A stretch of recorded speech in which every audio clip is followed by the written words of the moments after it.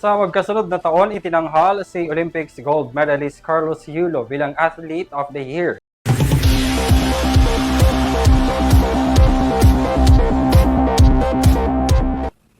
Para naman sa balitang sports, pinarangalang Athlete of the Year itong si Carlos Yulo dahil sa ipinamalas niyang talento sa larangan ng gymnastics.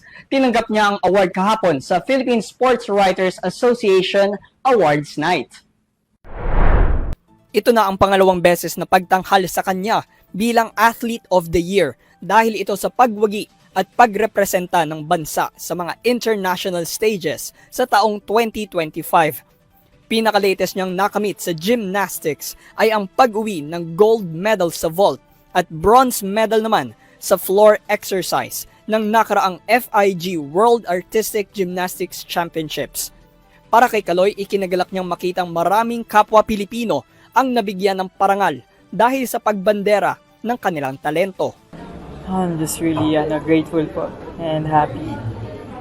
Dumadami po yung mga athlete po natin na pinaglalaban yung Pilipinas, and I'm just really proud po sa mga awardees po tonight. Mensahe din ni Kaloy para sa mga kabataang nais sumunod sa kanyang mga yapak ay manatiling magtiwala sa sarili at patuloy sa paglinang sa sariling kakayahan. Ako palagi sinasabi, hanapin mo yung sarili mo.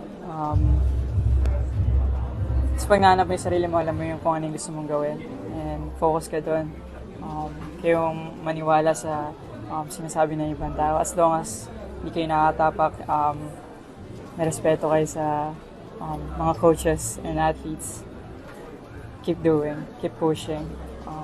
Importante maniwala ka sa sarili mo. And palagi nakatingin si Lord para sa'yo at hintayin mo lang yung moment mo, may darating talaga para sa inyo. Kasabay ding itinanghal ang organisasyong nagmula si Kaloy na Gymnastics Association of the Philippines bilang second-time National Sports Association of the Year na pinamumunuan ni Cynthia Carrion. Pati na rin ang kanyang kapatid na si Carl Eldrew Yulo na binigyang karangalan sa Tony Sidayaw Award.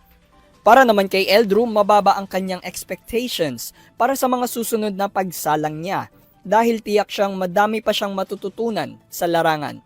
Low expectation po muna. Since first, maraming makakalaban, marami akong matututunan, and maraming room to improve. So, yeah. Abangan ang mga susunod na balitang sports dito lamang yan sa EuroTV News. Ako muli si Kyle Basa